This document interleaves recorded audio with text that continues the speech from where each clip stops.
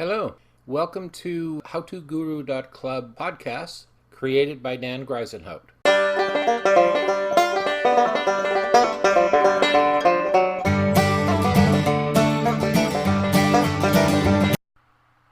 Hello, welcome back to my entrepreneurship series.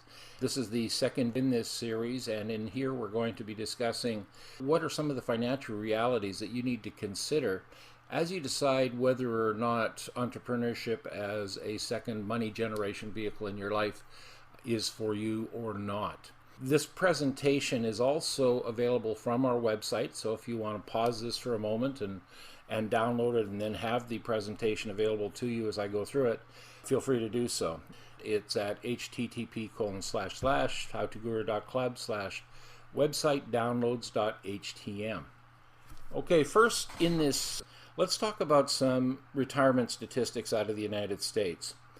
In the USA today, the average monthly retirement income for a person from all sources is basically sitting at about $2,146 per month. The Social Security maximum for a person after retirement, they will receive about $1,294 per month, and for poor Americans, this is in effect about 84% of their total monthly income after age 65. For about 47% of single retirees, this represents over 90% of their total monthly incomes.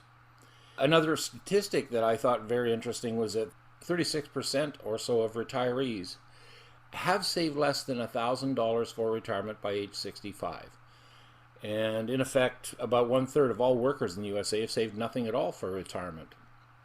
The average cost for a U.S. retiree for healthcare during the retirement years is about $220,000. So that's basically, if you're looking at the 10 to 15 or 20 years that you have left once you do hit retirement, you're going to spend close to $250,000 just on hospital bills, medications, etc. In 1991, people were retiring on average at age 57. Expected within the next 5 years, the average retirement age is going to be 66. Matter of fact, they're no longer making retirement mandatory at age 65 as government is expecting people to work as long as age 70. Why are people working longer now? Well, quite simply because they can no longer afford to retire early. In Canada, in a similar vein, retirement statistics are also scary. The average person combined old age security and Canada pension sits at about $11,300 a year. So that's less than $1,000 a month to live on. The interesting thing about old age security that I heard recently was that now you can't even get that at age 65. You have to be 67 in order to receive your old age security benefits. Start kicking in at age 67 instead of 65 if you were born in 1958 or later. In 2009, the low-end Canadian retired couple needed about $39,400 to live on, whereas the average lifestyle Canadian retired needed about $54,000 to live on comfortably. Middle-class singles, well, they're a little less at about $28,000. Now, this also assumes that the person by this age has completely purchased and paid off their home. So these are the statistics without a monthly mortgage cost thrown in. For low-end couples, it's estimated that they need to generate about $250,000 to be able to retire at age 65. And yet, as we saw in the previous slide, people are saving less than $1,000 in order to retire comfortably.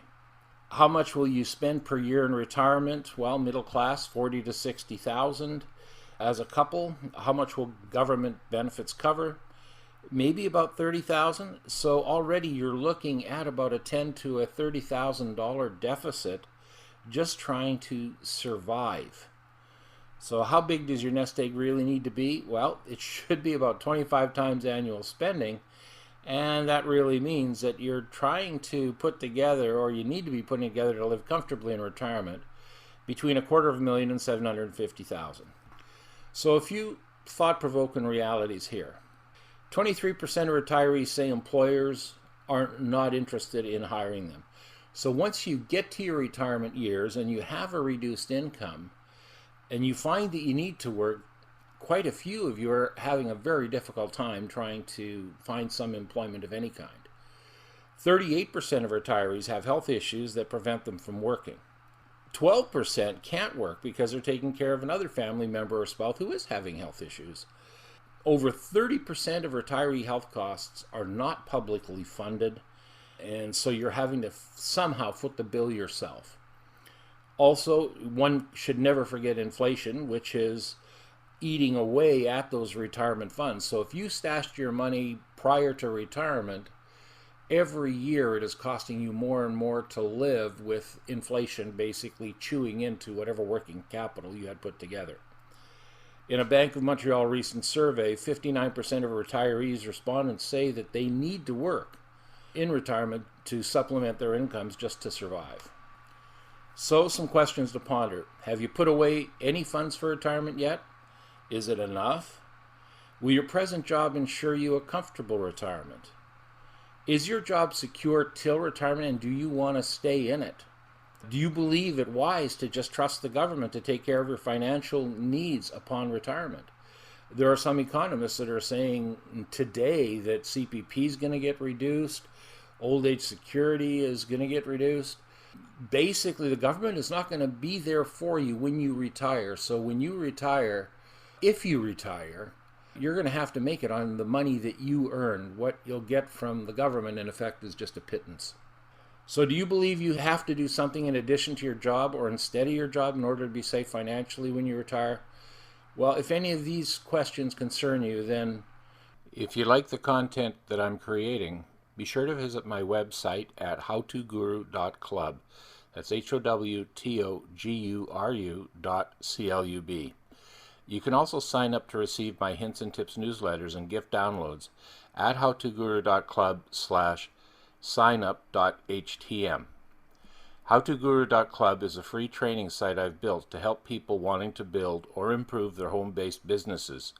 So be sure to take a look around the site and add my site to your list of favorites for future reference. New content is appearing there regularly. See you soon. Bye-bye.